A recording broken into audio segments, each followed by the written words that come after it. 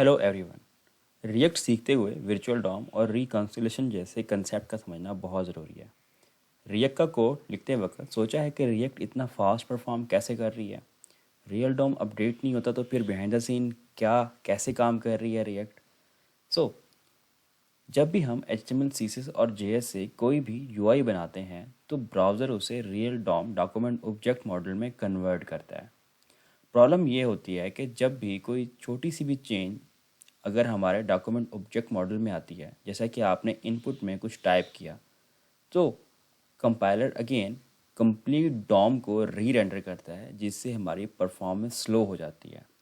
React इसी का एक सोल्यूशन प्रोवाइड करता है वर्चुअल डॉम के साथ। वर्चुअल डॉम एक लाइट वेट कॉपी होती है रियल डॉम की।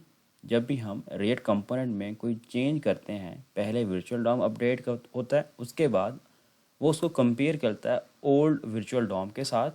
फिर जहाँ पे जो उसने चेंजेस की होती हैं, मीन्स का जो यूज़र की साइड से चेंजेस आ रही होती हैं, सिर्फ उसी सेक्शन को क्या करेगा, अपडेट करेगा। और इस प्रोसेस को हम रिकॉन्सिलेशन कहते हैं। इस तरह से रिएक्ट अननेसेसरी डॉम ऑपरेशन से भी बच जाता है, जिससे एप्लीकेशन हमारी बहुत फास्ट और स्मूथ रहती है।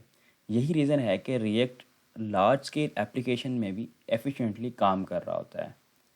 जैसे कि यहाँ पे आप इस डायग्राम में देख सकते हैं कि यहाँ पे एक इनिशियल कह लें कि चेंजेस इन कंपोनेंट है, जो कि उसने यूज़र्स ने कुछ चेंज किया, और ये हमारा रियल डॉल जो कि हमें नज़र आ रहा होता है।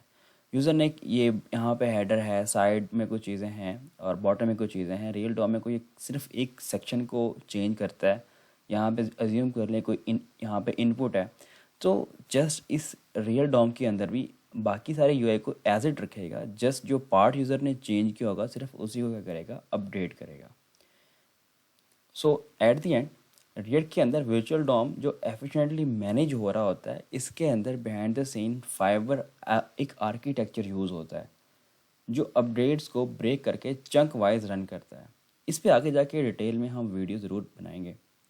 अगर आपको ये कंसेप्ट समझ आए हो तो कमेंट के अंदर समझ आया लिखना ना भूलना। नेक्स्ट वीडियो में हम रिएक्ट का प्रोजेक्ट इनिशियलाइज करके इस पे आगे फर्दर काम करते हैं।